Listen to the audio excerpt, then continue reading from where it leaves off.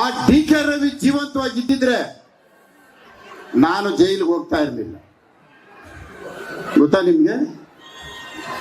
ಅವರೊಬ್ಬರು ಜೀವಂತವಾಗಿದ್ರೆ ನಾನು ಜೈಲಿಗೆ ಹೋಗ್ತಾ ಇರಲಿಲ್ಲ. ನನ್ನ ಮೇಲೆ ಅತ್ಯಾಚಾರದ ಕೇಸ್ಗಳು ಹಾಕಕ್ಕಾಗ್ತಾ ಇರಲಿಲ್ಲ. ಅತ್ಯಾಚಾರ ಪ್ರಕರಣಗಳು ದಾಖಲು ಮಾಡಕ್ ಆಗ್ತಾ ಇಲ್ಲ. ನಾನು ರೇಪ್ ಮಾಡಿದ್ದೀನಿ. ಏನಮ್ಮ ಹೆಣ್ಮಕ್ಳೆ, ನನ್ನ ಮೇಲೆ ಹಾಕಿರೋ ಕೇಸ್ ರೇಪ್ ಮಾಡಿದ್ದೀನಿ ಅಂತ. ನಾನು 25ನೇ ವರ್ಷಕ್ಕೆ ಕನ್ನಡ ಚಲನಚಿತ್ರ ನಿರ್ಮಾಪಕ. 25ನೇ ವಯಸ್ಸಿಗೆ ನಾನು ಪ್ರೊಡ್ಯೂಸರ್. 25ನೇ ವಯಸ್ಸಿಗೆ ನಾನು ಗಾಂಧಿನಗರದಲ್ಲಿ ಸಿನಿಮಾ ಮಾಡ್ತಾ ಇದ್ದವನು. ಡಿಸ್ಟ್ರಿಬ್ಯೂಟರ್ ನಾನು. ಒಂದು ದಿನ ಒಂದು ಸಣ್ಣ ಕಪ್ಪು ಚುಕ್ಕೆ ಇಲ್ಲ. ಒಂದು ದಿನ ಸಣ್ಣ ಕಪ್ಪು ಚುಕ್ಕೆ ಇಲ್ಲ. ಈಗ ನನ್ನ ಮೇಲೆ ಡಾಕ್ಟರ್ ಮಂಜುನಾಥ್ ಗೆದ್ದ ಮೇಲೆ ನನ್ನ ಮೇಲೆ ರೇಪ್ ಕೇಸು. ನಾನು ಡಾಕ್ಟರ್ ಮಂಜುನಾಥ್ ಒಳ್ಳೆಯವರು ಅಂತ ಹೇಳಿದೆ, ನನ್ನ ತಪ್ಪು. ಅದಕ್ಕೆ ಹೇಳಿದ್ದು, ಡಿ ಕೆ ರವಿ ಬದುಕಿದ್ರೆ ನಾನು ಜೈಲಿಗೆ ಹೋಗ್ತಾ ಇರಲಿಲ್ಲ. ಡಿ ಕೆ ಸುರೇಶ್ ಸೋಲ್ತಾನೂ ಇರಲಿಲ್ಲ. ಡಿ ಕೆ ಶಿವಕುಮಾರ್ ಮುಖ್ಯಮಂತ್ರಿ ಆಗ ತಪ್ಸಕ್ಕೂ ಆಯ್ತಾ ಇರಲಿಲ್ಲ. ಅರ್ಥ ಆಯ್ತಾ? ಅಲ್ಲ, ಅರ್ಥ ಆಗಿರೋರು ಕೈ ಎತ್ರಿ. ಅರ್ಥ ಆಗಿರೋರು ಕೈ ಎತ್ರಿ. ಎಲ್ರಿಗೂ ಅರ್ಥ ಆಗಿದೆ. ಆಗಿದೆ ತಾನೆ? ನನ್ನನ್ನ ನೆನ್ನೆ ಮಾತನಾಡ್ತಾರೆ, ರೇಪ್ ಮಾಡವನೆ ಮುನಿರತ್ನ, ರೇಪ್ ಮಾಡವನೆ. ಒಂದು ಕೆಲಸ ಮಾಡವ, ಮುನಿರತ್ನನ ಮೇಲೆ ನಾವು ಸುಳ್ಳು ರೇಪ್ ಕೇಸ್ ಹಾಕ್ಸಿಲ್ಲ ಅಂತ ಹೇಳಿ ಈಗ ಒತ್ಕೊಂಡಿರೋ ಪಾಪಗಳೇ ಸಾಕು. ಈಗ ಅನುಭವಿಸ್ತಿರೋ ಕರ್ಮನೇ ಸಾಕು. ಇವತ್ತು ಇದಕ್ಕಿಂತ ಕರ್ಮ ಯಾರಿಗೂ ಬೇಡ. ಬಂದ್ಬಿಟ್ಟು ನೀವ್ ಹೇಳಿದ ಕಡೆ ನಾನು ಪ್ರಮಾಣ ಮಾಡ್ತೀನಿ, ನಾನು ಅತ್ಯಾಚಾರ ಮಾಡಿಲ್ಲ. ನೀವು ಸುಳ್ಳು ಕಂಪ್ಲೇಂಟ್ ಕೊಡಿಸ್ಲಿಲ್ಲ ಅಂತ ನೀವು ಪ್ರಮಾಣ ಮಾಡಿ ನೋಡೋಣ.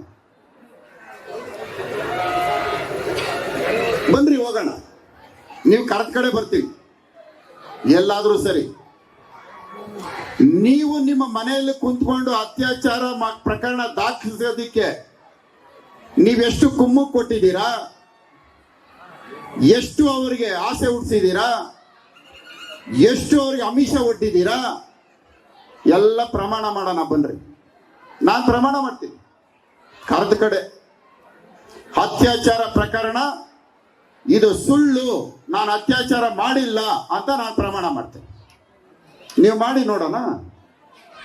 ಬನ್ರಿ, ಯಾವಾಗ ಕರೆದ್ರು ಬರ್ತೀನಿ, ಎಲ್ಲಿ ಕರೆದ್ರು ಬರ್ತೀನಿ.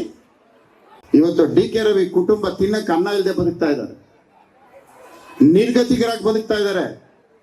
RR ನಗರದಲ್ಲಿ ಎಲ್ಲಾ ಬಂದು ಮಾತಾಡೋ ಬದಲು ಹೋಗಿದೆ ಆ ಕುಟುಂಬಕ್ಕೆ ಸರಿ ಮಾಡಿ. ಡಿ ಕೆ ರವಿ ಸತ್ತೋಗಿದ್ದು ಪೆನ್ಷನ್ ದುಡ್ಡು ಇದೆಯಲ್ಲ, ಆ ಪೆನ್ಷನ್ ದುಡ್ಡು ನಾ ಮನೆಗೆ ಕೊಡ್ರಿ, ದೇವ್ರು ಮೆಚ್ತಾನೆ.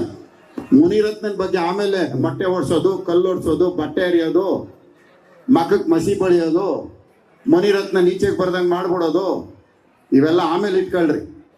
ಫಸ್ಟ್ ಮಾಡಿರೋ ಕರ್ಮ ಸಾಕು. ಇನ್ನೂ ಏನಕ್ಕೆ ಅನುಭವಿಸೋಕೆ ಹೋಗ್ತಾ ಇದ್ದೀರಾ? ಕಂಡವ್ರ ಮನೆ ಹೆಣ್ಮಕ್ಳನ್ನ ಕರ್ಕೊಂಬಂದು ರೇಪ್ ಕೇಸ್ ಕೊಡೋದು.